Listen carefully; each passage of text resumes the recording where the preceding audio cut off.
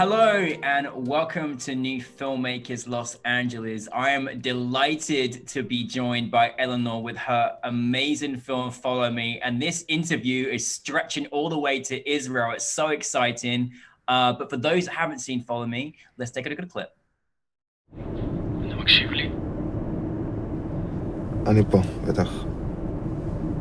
ליתר ביטחון למדתי את הפנים שלך בעל פה. כשאני עוצם עיניים אני רואה אותן בבירור. הגבות לא שוות, אבל בקטע חמוד. ואני מת על העיניים שלך. על איך שהן לפעמים ירוקות ולפעמים כחולות. תלוי איפה אני עומד. Elinor, I'm so glad we get to do this. This is great. And thank you for bringing Follow Me to us. We really appreciate you. Thank you for having me. I told you at the film festival how much I loved your film. I really do. I've got so many questions. But for those that haven't seen it, tell us a brief synopsis of your film. Sure.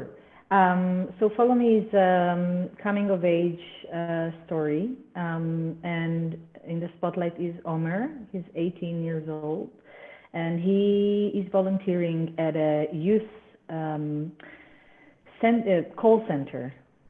Which is his normal excuse to not really, deal with real stuff in his life. He's like always in this kind of position of, I'm in a shift right now. Mm-hmm. And during this specific night shift, he's going to have to make a decision whether he's going to go for the girl that he fancies and to be brave and to take the call center with him to this mission, to this night. And this is what this film is about. It was so good. Like, I love it when you discover a film and it's such a unique story and such an interesting story. Like, I really was just on this journey. It was brilliant. I'm curious, where did the inspiration come for you in creating this particular project? So at the year I was writing and filming it was a very intense filmmaking, I have to say. Like I had the idea, I wrote it very, very quickly, and I was very anxious to go and do it. Mm-hmm. So it affected a lot of the process. I think my inspirations were, first of all, the fact that I was teaching high school students. I was teaching film for a couple of years, and I was very inspired by the youth and by their conflicts and dynamics. So it kind of, it took me, it swept me off my feet. I was a teenage again, in a way, but just like dealing with grown-up problems and issues like, intimacy issues, couples issues. I had a lot of turbulence, and I chose and I had things going on, like maybe not very pleasant conflicts in that year, and I kind of had this notion that I should confront it from the perspective of like going back to high school, mm-hmm. and maybe see what's in there that can help me, I don't know, go through this period more in this kind of way. So it was like the mixture between personal, emotional stuff and being in high school again, and the mixture between those two. And I thought the character of Omar just captured this so brilliantly, and I love that this conversation just led all the way through. And watching him as a young person with his own things going on in his own life, deciding to stay on this call and be there for this person that he doesn't know was just mesmerizing for me. Not to mention that, I'm sure as a person that is on the receiving end of a phone call, gets all kinds of different people You know, and I found it so gratifying that, you know, there is such a thing where people can kind of call up on these hotlines as well. But I love that obviously you went back, you were teaching, and actually the gentleman who played Omar is actually one of your students as well. Yeah, he was. Liam Mendelssohn is his name. And he was such a great student to have. He was so sensitive and vulnerable in a way, and he was mature in many ways, but maybe trying to be more mature than his age could capacity, you know. He was 17 on the verge of becoming 18, which of course in Israel is a lot because you will go to the army next year. But for me, of course, he was a kid, and there was something in him that really, when I first wrote the script, it was obvious for me that I want to cast him. So he did go through an audition, but it's a different kind of casting process when you have this idea of a non-actor. So everything is kind of set for him there. So I mean, if he fails the audition, it's really bad because you kind of, you know, you kind of made it easy on him. And yeah, he was just like the minute I put the camera in front of him, it was very powerful. He has a very powerful face, and like he's a very like mixed cultures in his home. So he has like this interesting face, even in the Israeli surrounding. It's an interesting face. Yeah, he looked very good on camera from the very first. He definitely had something about him, and certainly there was just a lot going on in his mind, and it really came across really well on camera, like brilliantly. So you probably started a career there for him as an actor, which is great. And let's talk about you had quite a, you know, affluent, amazing person with his love interest, who's, you know, very well known. Tell us a bit about how you brought her in part of it as well, because she is also very mesmerizing on camera as well, and comes across really, really well in her character. Right. Yeah, the character of Netta. So her name is Avigail Kovari, and she's pretty famous in Israel. She's a singer and songwriter, like indie folk kind of, and she's very talented and beautiful and sensitive as well, and she writes beautiful texts. And I knew as a fact that he admired her. Like he was talking to me about her. We were talking a lot about music. He was sharing with me, and he was like really fancy of her as a musician, as a persona, and I thought it would be a right step to let her in the film, because I think it's the same kind of structure of relationship that he has with the girl in the script, which is like really far admiration and a long distance admiration and admiration and such strong feelings for someone that you barely know, right? Because he doesn't have the courage to contact her. So I thought it would be really nice to ask her to participate in the film, even though she was like 32. But she looks like a girl, which is amazing. She could easily pass as an 18-year-old. And she agreed. Great, wonderful. Yeah, and she agreed, and then to put her next to him in the set was amazing, because he was, you know, he was shaking. He was very.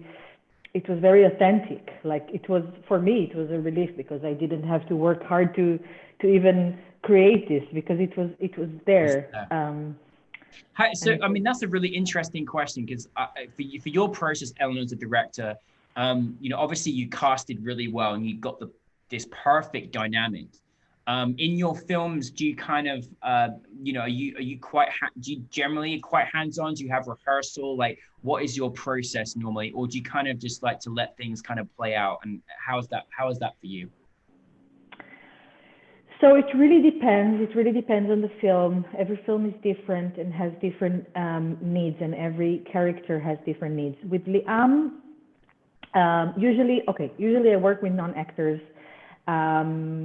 So usually what I would do is I would rehearse, maybe a lot, but really it's more about being with Liam in the same room, and first of all, to meet like every few days, like every 2-3 days, like twice or 3 times a week, and to just, you know, to be there, to talk about the character, to do the scenes, but mostly I think it's a physical thing, you know, to let a person become the character in a very, very physical way, like the way he sits and the way he walks and the way he talks and the way he looks and the way he moves his head. In the cinema I'm making something, it's not about big gestures, you know?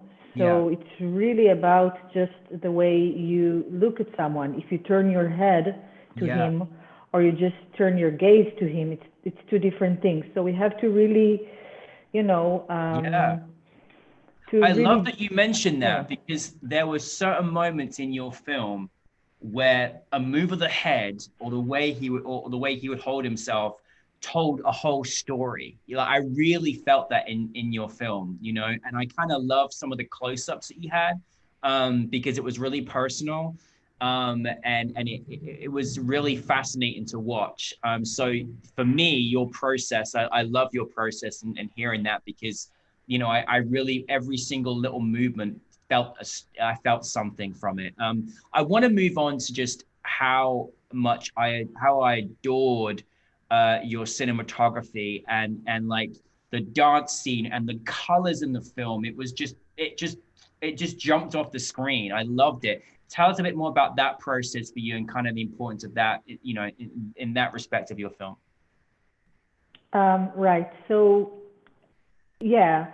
So we started the process with no budget at all. Wow. We were forced to work with minimal equipment, maybe not the cameras we wanted to use, maybe not the lenses we wanted to use, very, very small crew. So it demanded, you know, there were the terms, and we had to collaborate with it. So in a way, we shot all the car scenes and all the interior scenes at one take.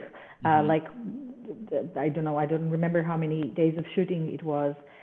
And then I felt something is still missing after we started cutting it and doing the rough cut. And it's exactly that thing that you're talking about, like the exposition of the film, this 3 minutes or so, I don't remember, of going through Omer's head, you know, and fantasies in this great party.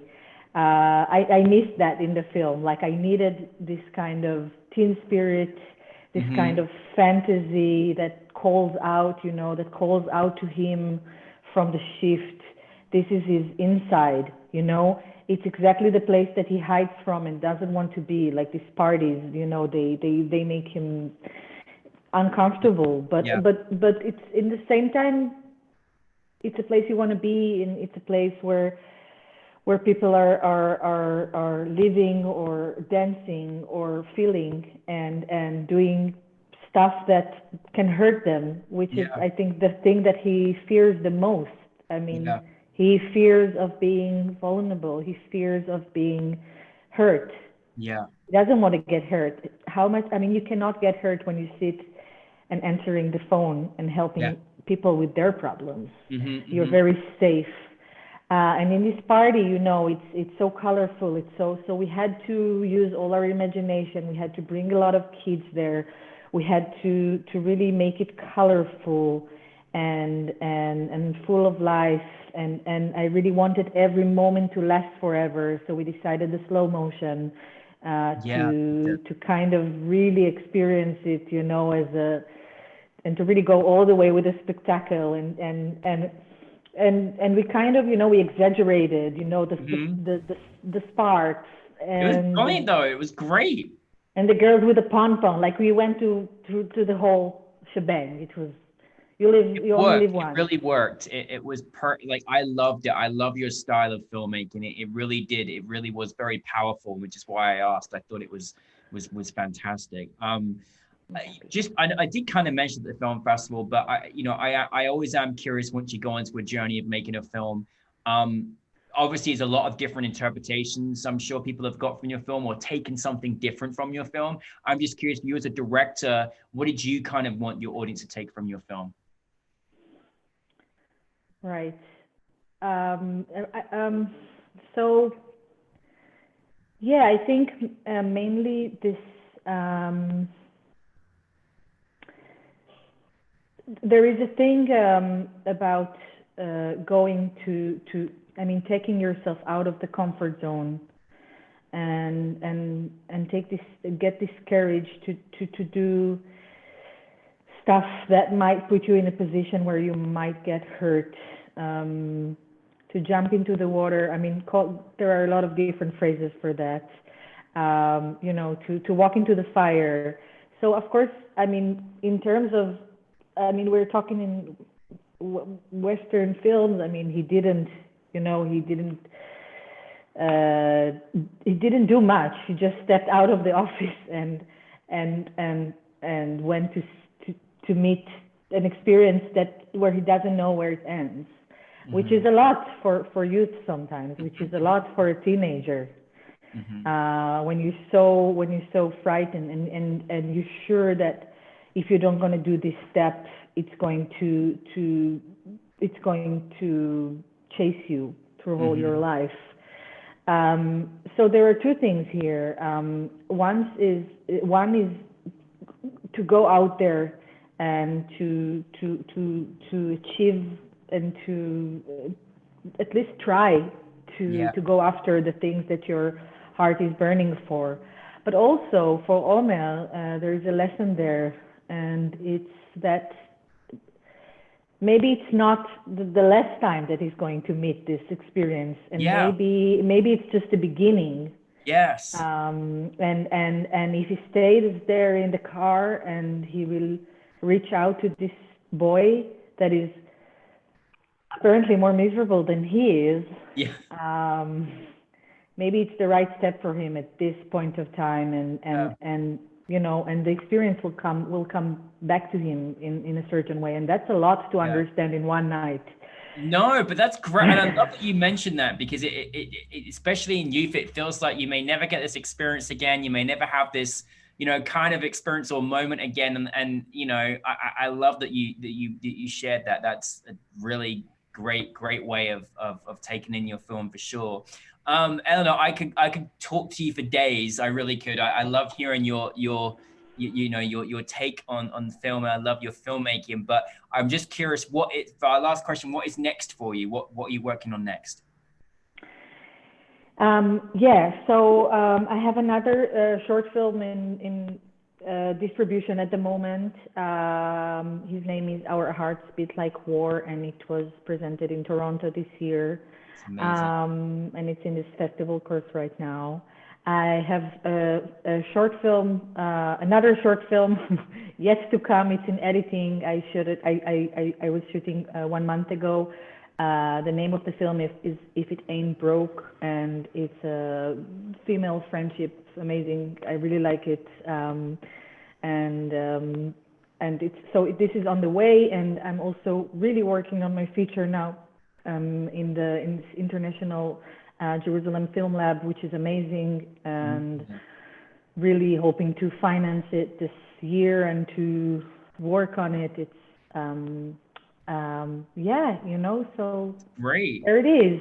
So, well, I mean, listen, just and in 1 week from now, it's my due date to deliver a baby, so I'm going to be a mother soon. Goodness, congratulations. Oh, how when I see this interview, I will already have a Wow. Well, lots of exciting things for you, and I'm so glad that 2020 is bringing so much excitement to the end of your year. But listen, I really love your vision as a filmmaker. It's very exciting to watch, and all I can say is, best wishes for the new baby, and send you lots of love from us at New Filmmakers, and please keep making more movies for us, please. That's all we can say.